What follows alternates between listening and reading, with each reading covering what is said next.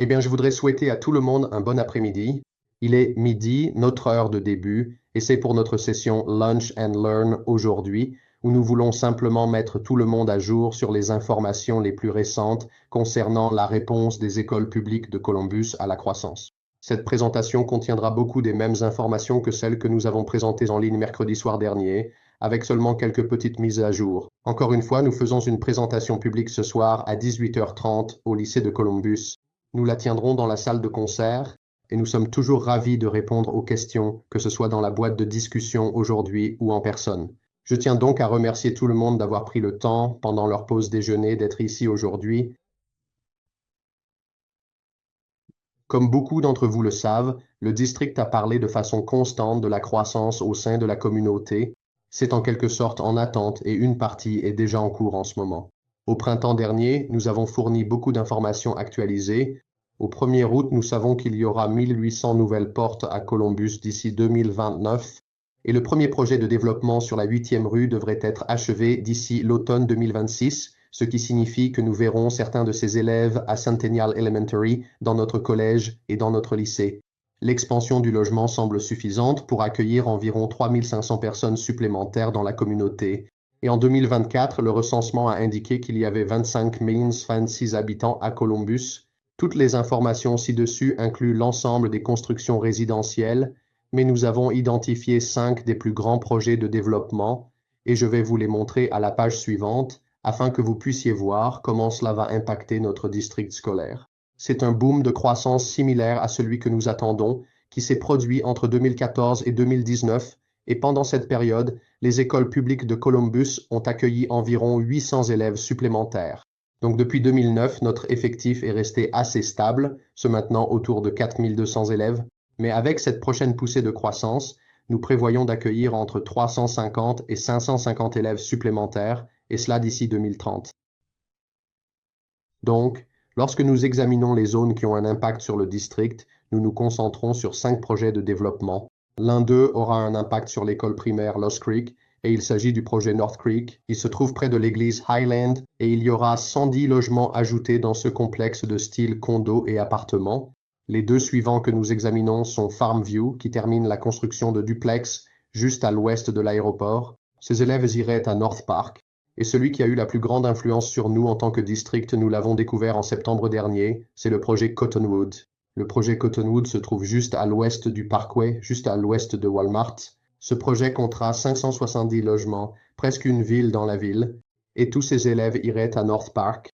Nous nous attendons à ce que cela ait le plus grand impact sur nos effectifs.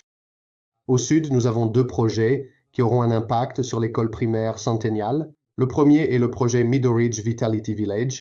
C'est celui dont une grande partie sera terminée d'ici 2026 ou l'automne prochain.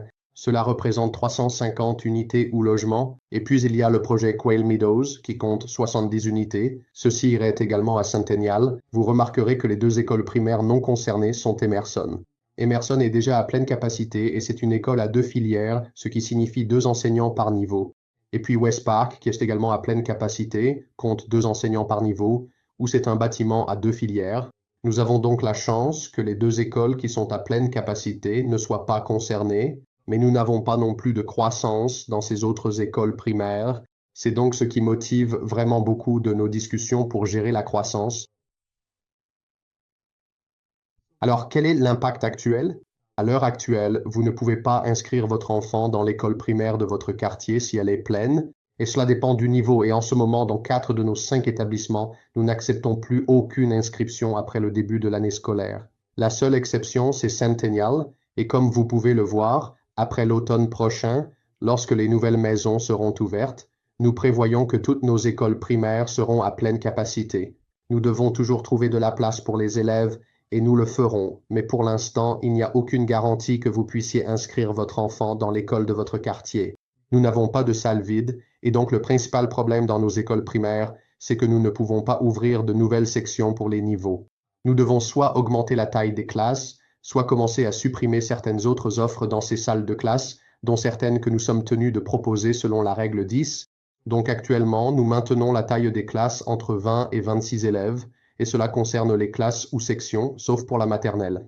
Nous avons eu la chance de pouvoir embaucher un enseignant supplémentaire en maternelle parce que nous avions de la place et avons pu garder ces effectifs relativement en dessous de 20.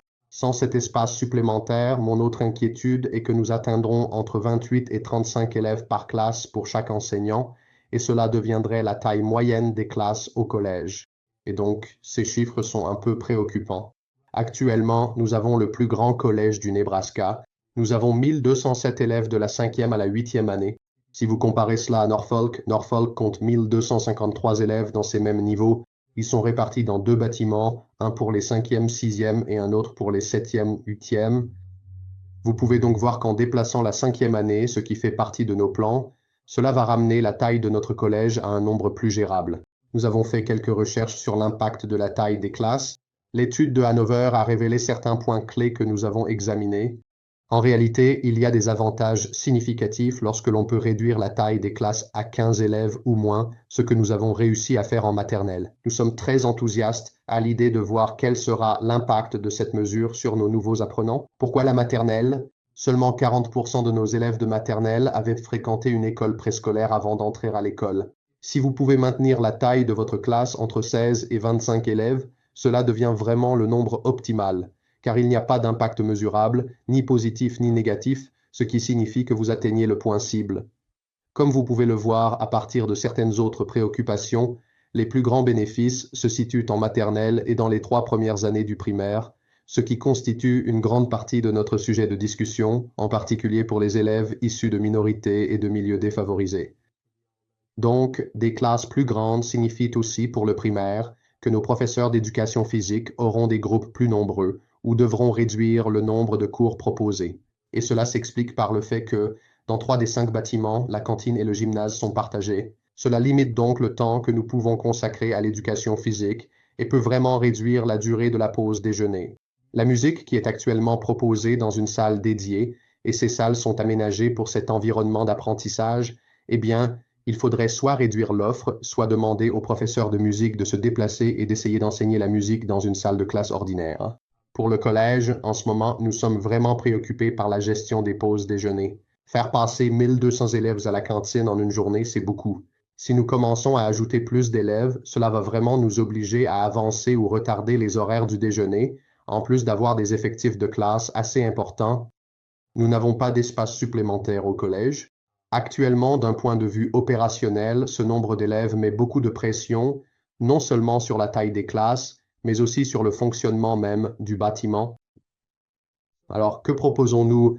Et ce qui est ressorti après beaucoup de travail au cours de l'année passée et qui vient vraiment des parents et du personnel, c'était d'envisager un bâtiment pour les classes de 4e et 5e année. C'était donc l'un des 3 projets finaux que nous avons étudiés, et il s'est vraiment imposé comme la meilleure solution pour les élèves de notre communauté. Et l'avantage d'un bâtiment pour les classes de 4e et 5e année, c'est que, en gros, on parle d'une superficie de 8800 à 9000 mètres carrés. Notre bâtiment aurait une capacité d'accueil de 800 élèves. Nous nous sommes penchés sur le cas de Brookings, dans le Dakota du Sud. Ils ont un bâtiment pour les classes de 4e et 5e année. Nous avons emmené un groupe de 16 personnes là-bas cet été, comprenant des membres du conseil, du personnel et des agents d'entretien, pour visiter ce bâtiment et examiner tout, de l'agencement des salles de classe à son fonctionnement, en passant par les emplois du temps. Et ce groupe est revenu en disant qu'un bâtiment pour les classes de 4e et 5e année serait parfaitement adapté aux écoles publiques de Columbus. Maintenant, Fremont et Norfolk ont des bâtiments pour les classes de 5e et 6e année, mais ce bâtiment serait tout de même un excellent exemple. Nous prendrons donc le temps d'examiner ces 2 bâtiments également. Notre bâtiment intermédiaire serait une installation distincte, donc il ne ferait pas partie d'un autre bâtiment. Ce serait un bâtiment indépendant, donc les élèves de 4e et 5e année seraient ensemble, mais ils ne seraient pas avec d'autres élèves. Ce bâtiment disposera d'une cour de récréation et d'un espace d'apprentissage en plein air, ce qui est essentiel pour les activités que nous organisons pendant la journée. Si nous pouvons le garder dans un emplacement central, nous pourrons économiser sur l'infrastructure. Et donc, comme nous avons examiné de nombreux sites potentiels, nous voulons nous assurer qu'ils soient adaptés à l'emplacement de nos élèves et aussi que nous n'ayons pas à développer toute l'infrastructure, ce qui augmenterait le coût du projet. Pour nos élèves de 4e et de 5e année, le développement et le programme scolaire sont très similaires et cela nous permet vraiment d'augmenter les options pour les 2 groupes. Par exemple, les élèves de 5e année ont désormais la possibilité de retrouver les services du programme Titre I ou des programmes pour élèves à haut potentiel. Nos élèves de 4e année vont bénéficier de nouvelles offres comme la technologie et l'ingénierie, la musique et les arts visuels. Cela devient donc vraiment le meilleur des deux mondes pour soutenir l'apprentissage des élèves de 4e et 5e année et élargir certaines de leurs offres dès le plus jeune âge. Nous avons actuellement 575 élèves en 4e et 5e année. Cela crée donc immédiatement de l'espace dans toutes nos écoles élémentaires également. Si cela est approuvé et que nous les regroupons en déplaçant la 4e année, cela libère suffisamment d'espace pour 4 enseignants supplémentaires à chaque niveau de classe dans tout le district, de la maternelle à la 3e année. Cela nous permet également de développer le collège pour les classes de 6e tout en conservant 800 places dans le bâtiment intermédiaire, soit suffisamment d'espace pour accueillir encore quelques centaines d'élèves supplémentaires par rapport à nos effectifs actuels. Lorsque vous construisez un nouveau site, le NDE et le TOSA, qui est la formule d'aide de l'État, calculent ce qu'on appelle un financement de nouveaux sites sur 2 ans. C'est ainsi que vous pouvez ajouter de nouveaux membres du personnel au district pour ce bâtiment. Pour notre district, il ne s'agira pas uniquement de nouveaux membres du personnel. Les enseignants de 4e et 5e année déménageraient dans ce bâtiment, mais il y a beaucoup de personnel de soutien que nous devrions ajouter ou certaines spécialités que nous n'avons pas actuellement.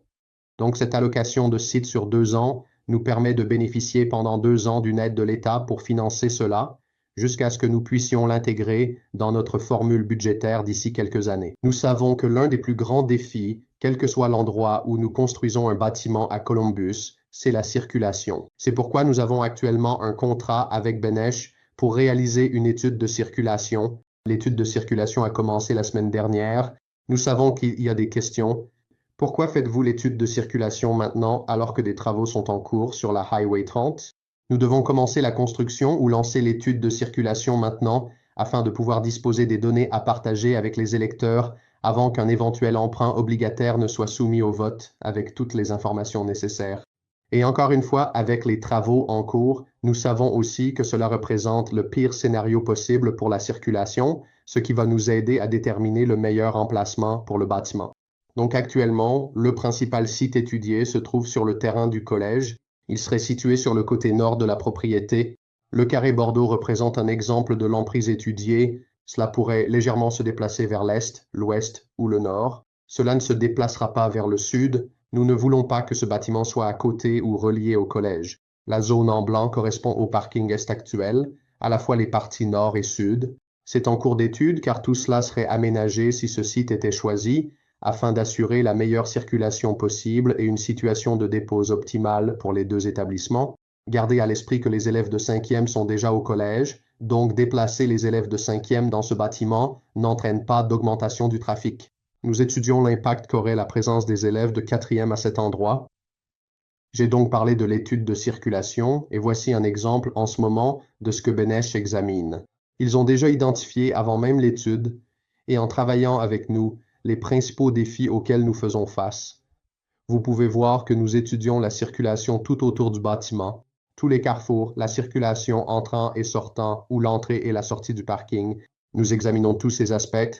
La ville a été coopérative et donc cette étude va même s'étendre à quelques pâtés de maisons supplémentaires autour de cette zone en reconnaissant que si nous pouvons améliorer l'efficacité autour du bâtiment, cela va que nous construisions ou non le bâtiment intermédiaire à cet endroit, cela va améliorer la congestion autour du bâtiment pendant les 15 minutes au début de la journée et les 15 minutes à la fin de la journée lorsque nous commençons et terminons l'école.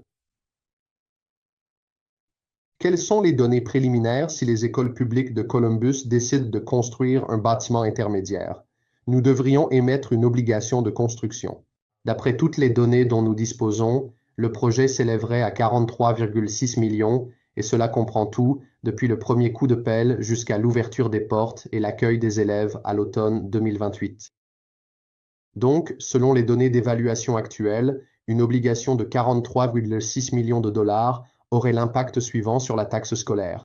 L'an dernier, nous avions une taxe totale de 1,13 $ pour le district scolaire. Cette année, la taxe sera d'environ 1,85 $. Et si l'obligation était adoptée, la taxe de l'an prochain reviendrait à 1,13 $.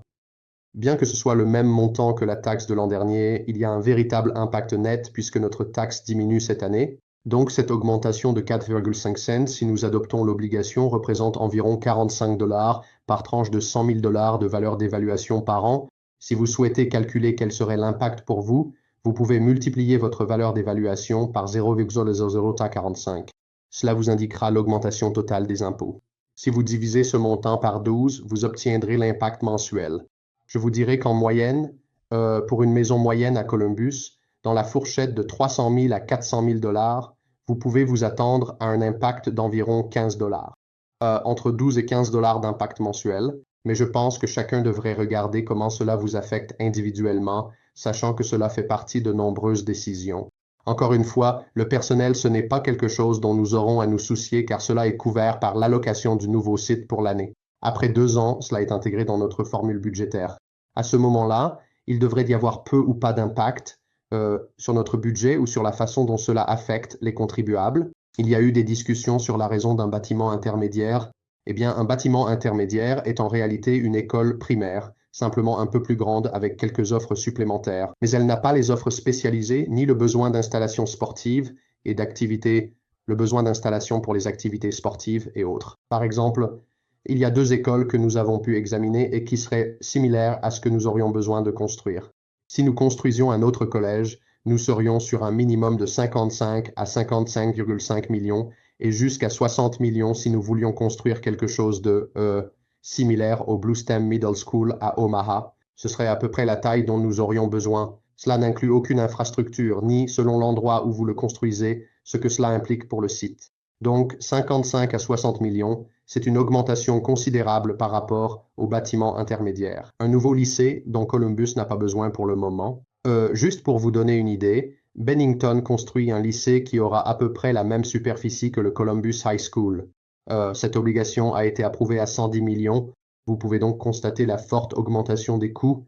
Ce sont donc tous des facteurs que nous prenons en compte pour essayer de trouver la manière la plus efficace, efficiente, centrée sur l'élève et rentable de mettre à disposition des places pour le district scolaire.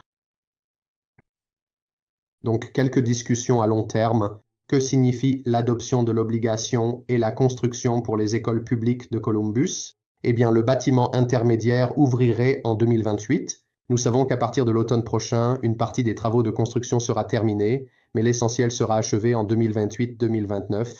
Et donc, nous allons aligner le calendrier de la construction et celui de la croissance. Cela crée 800 nouvelles places, et croyez-le ou non, depuis 1965, aucune des constructions du district n'a réellement créé de nouvelles places. La dernière fois que le district a construit un nouveau bâtiment avec de nouvelles places, c'était Lost Creek.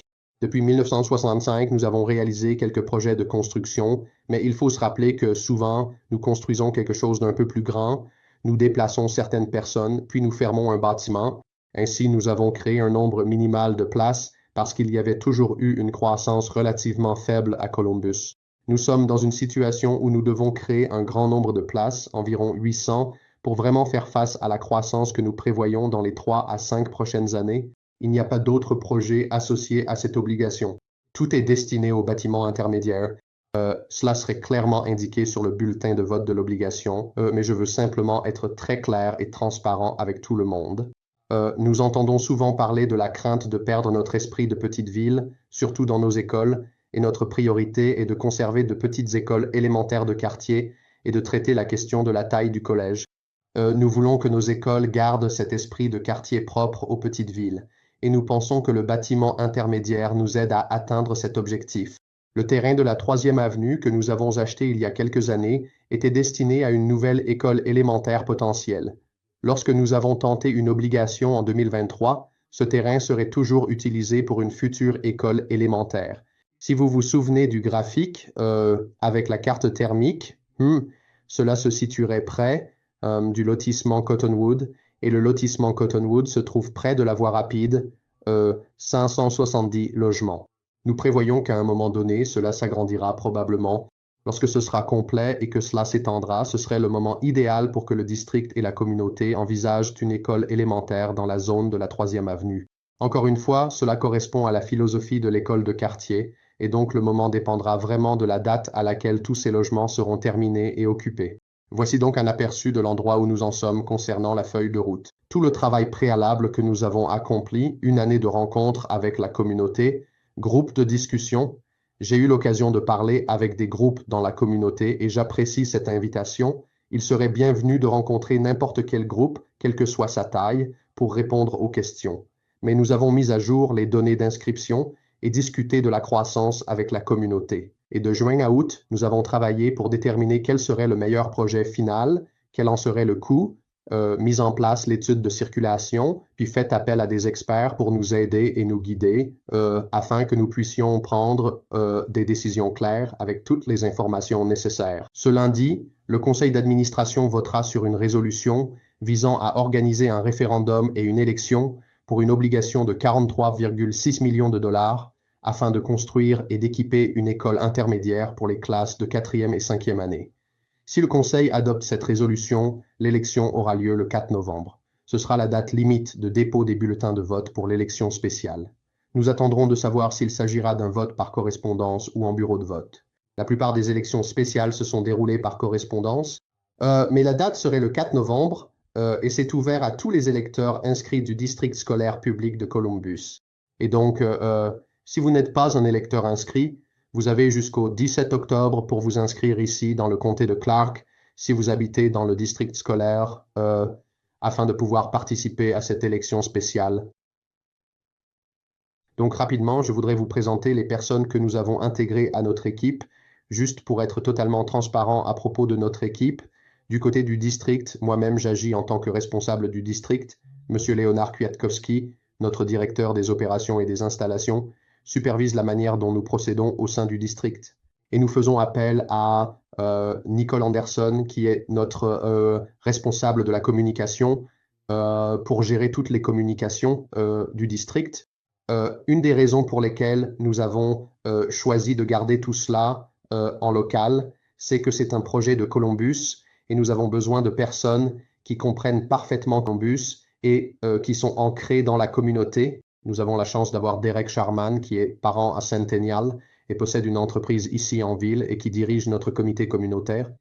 Nos bénévoles du comité communautaire qui sont engagés à aider à diffuser le message concernant l'obligation et le projet et qui ont participé à bon nombre de nos groupes de discussion. Je sais que si vous souhaitez être bénévole, vous pouvez contacter Derek. Il serait ravi d'avoir toute l'aide possible pour porter le message. Le district a bien sûr engagé Benesh. Dan Carpenter est notre responsable pour l'étude de circulation et il s'est rendu sur place. J'ai eu l'occasion de rencontrer Dan à plusieurs reprises. Je suis très satisfait du travail que Benesh présente au départ. Nous avons engagé Clark & Enersen. Ils effectuent des travaux préalables à l'obligation ainsi que des travaux d'ingénierie et d'architecture pour nous. Comme vous pouvez le voir sur le dessin, un rectangle bordeaux n'est pas exactement une œuvre architecturale de pointe, mais pour l'instant, il travaille surtout sur les dimensions, les espacements et détermine ce que nous pouvons faire d'un point de vue ingénierie. Nous ne prévoyons pas d'investir dans des plans officiels tant que nous n'aurons pas fait passer l'obligation. Nous allons faire quelques croquis très génériques au cours des prochains mois pour montrer à quoi peuvent ressembler 95 000 à 97 000 pieds carrés, mais nous n'allons pas faire d'investissement financier tant que l'obligation ne sera pas adoptée.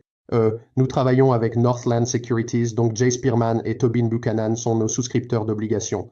Actuellement, leur service consiste simplement à nous indiquer l'impact financier de l'émission de l'obligation et il n'y a donc aucun coût pour les services préalables à l'obligation avec Northland. Et enfin, la dernière chose, c'est qu'en octobre, nous engagerons un gestionnaire de construction à risque. Il travaillera simplement avec notre cabinet d'architectes et d'ingénieurs sur quelques esquisses de ce à quoi pourrait ressembler un bâtiment. Aucun travail approfondi ne sera effectué à moins que l'obligation ne soit adoptée. Et donc, en réalité, pour le gestionnaire de construction à risque, son contrat ne commencerait que si l'obligation est adoptée.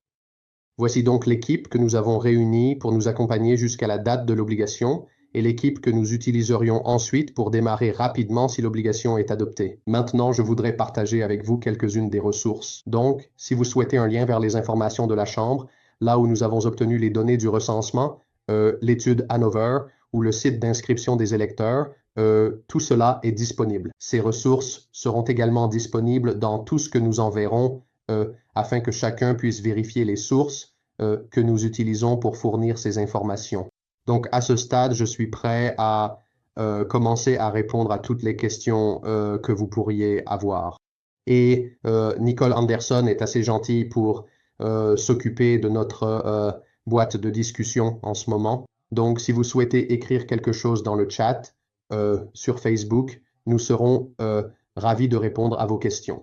Encore une fois, je remercie vraiment tout le monde d'avoir pris un peu de temps aujourd'hui pour faire cela. Je voudrais revenir rapidement en arrière et montrer à tout le monde cette carte thermique à nouveau. Je sais que lorsque je parlais du projet Cottonwood, c'est le numéro 3. Nous possédons un terrain près de là. Et donc, pour l'instant, c'est là que vous prévoyez une école primaire lorsque toute cette zone rouge sera remplie par des habitations.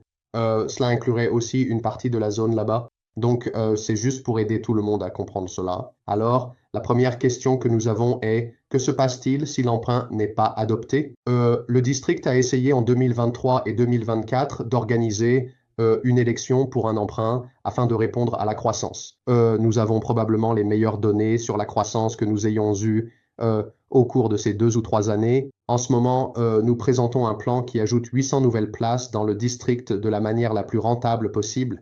Si l'emprunt n'est pas adopté, toute autre solution que nous proposerons ne sera pas une solution à long terme.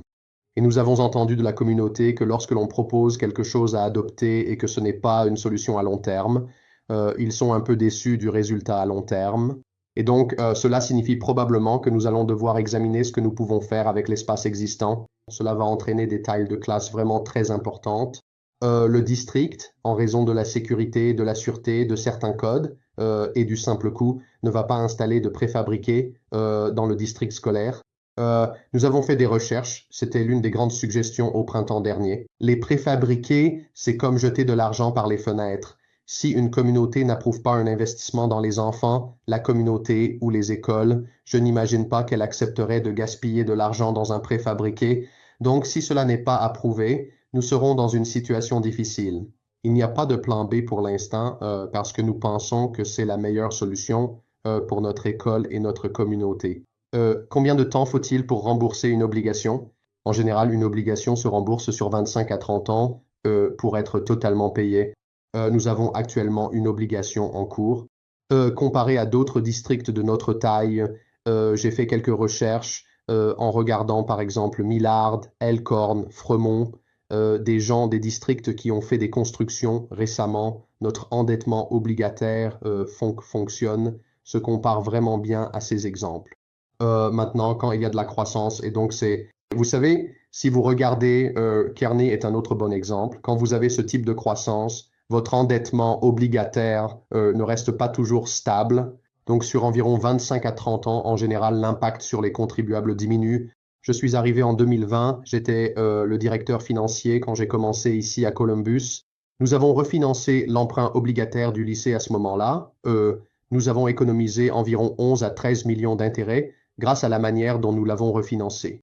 Nous avons un peu réduit les paiements, mais nous avons aussi raccourci la durée. Ainsi, nous avons retiré 5 ans de paiement grâce à ce refinancement et remboursé une partie de l'emprunt par anticipation. Il y a donc toujours ces opportunités tout au long de la vie d'une obligation selon le marché, mais généralement, au départ, on parle d'un prêt sur 25 à 30 ans.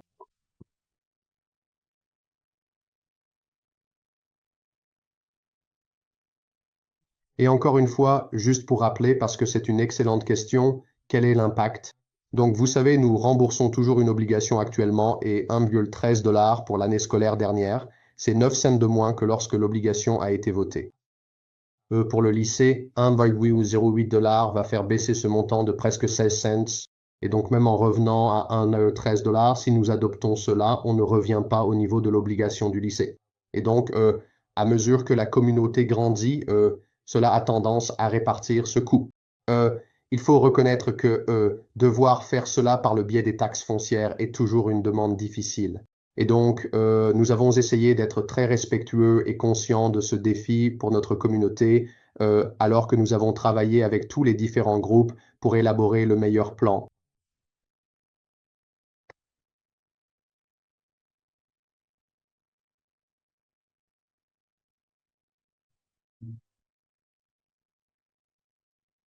Encore une fois, nous allons bientôt conclure ici dans les prochaines minutes. Si nous recevons d'autres questions plus tard, nous essaierons d'y répondre sur Facebook, comme nous l'avons fait auparavant. Encore une fois, nous aurons une réunion en personne ce soir à 18h30 au lycée Columbus. Nous avons apprécié l'opportunité de présenter la semaine dernière et cette semaine en ligne. Cela permet aux personnes qui ne peuvent peut-être pas venir aux réunions de recueillir des informations. Et encore une fois, si vous faites partie d'un groupe que vous souhaitez inviter, moi-même ou quelqu'un de l'école à venir, peu importe la taille du groupe, nous sommes toujours heureux de venir et de répondre aux questions. Nous estimons qu'il est de notre devoir de fournir à chacun les meilleures informations possibles et nous faisons confiance à notre communauté pour nous aider à prendre la meilleure décision pour l'avenir. Donc encore une fois, merci d'avoir pris un peu de temps pendant votre pause déjeuner aujourd'hui. Je souhaite à tout le monde une excellente journée et encore une fois, merci beaucoup.